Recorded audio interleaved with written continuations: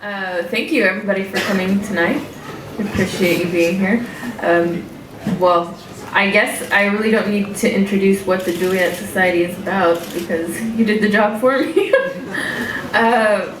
But for those of you who want to know a little bit more and don't know what it's about, the book's protagonist is Catherine, who's a young film student, and a lot of the erotica in the book and throughout the book is based on her fantasies and her dream life.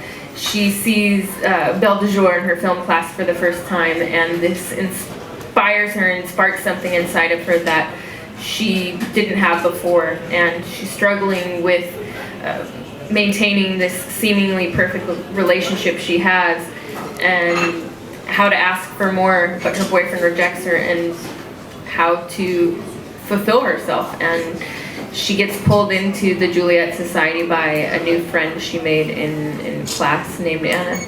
And the Juliette Society is a place where anything and everything can happen, but not without consequences. So I hope you guys enjoy the book, and thanks again for coming out. Why? I think a lot of it has to do with the fact that I never had a company controlling who I was or my image, and that has made me who I am, and I stayed true to myself. And when I entered porn, I had goals I wanted to accomplish, and some of my plans were changed because I had opportunities that I never could have imagined. And when I first moved to LA and when I first became part of the entertainment business, I was actively on the internet every day, 1 to 2 hours minimum. It didn't matter what I had to do. Speaking with my fans, communicating and writing blogs and talking about music and film and literature that I liked. And I think it humanized me, and a lot of people could relate to that. And I think that's the answer of why. And is it a cultural revolution? I think, I hope so, and not to be arrogant and pat myself on the back, but when you see so many reality stars and pop stars who sexualize themselves but don't bring anything intellectual to it, it's just the same thing repackaged and resold with a different name. And I always hoped to get rid of the stereotypes of women in adult films, and also show that women can be as perverse and sexual as men, and we should be able to have a voice and be smart about our choices and be loud and be proud about those things, because you have people like Matt Damon or George Clooney who are fantastic actors, but they're also very intelligent, and we respect those people. And there's not enough women that are at the forefront of pop culture that are like that, because 15 years ago I wouldn't exist, because I would only be a part of subculture, and that's fine as well, but I would have never been put in front of pop culture the way I am now, and that's because of the internet. And yeah, I guess in America maybe it's more parents are monitoring everything their kids do, but in Russia, Brazil, and now here, Italy, yeah, there's a lot of female fans, and that's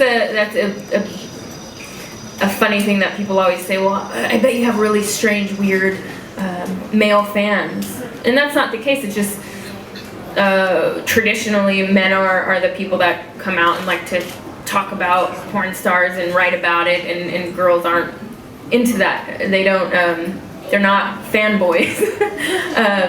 They don't fetishize the porn stars. They just enjoy porn or erotica. So I think it's just a different level of maturity in that sense. Physical contact. It's impossible.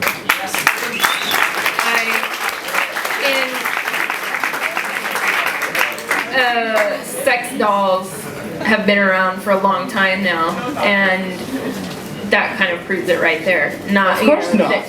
They hardly sell unless it's purchased as a joke gift for a bachelor party for somebody's marriage. So I don't think anything will ever replace the physical, and no matter how much porn somebody watches, you're never really fulfilled until you have the contact with somebody else. That's now. I imagine like 100 years No, ago. it doesn't matter. I still think even in 50 years, it's going to be the I same. think that 100 years ago, if anyone would ask an author what he would think, that there would be a video and people would jerk off doing to the video, they would say, no, that will never replace it. And now YouPorn has like 50,000 million.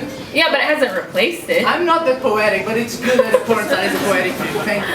It hasn't, video porn hasn't replaced sex. It's Still. and I mean, pornography is one of, has been around since the dawn of man in some form or another. And something that Angela Carter said, she said, and I'm not quoting this, I'm paraphrasing this, she said that erotica is pornography for the elite. The Juliette Society is porn. It's just under a different name. So I really love that quote, and I wish that I had discovered her much earlier on. I think nothing will ever replace the relationship, or even if it's a casual relationship between two people. We're talking 50 years. Well,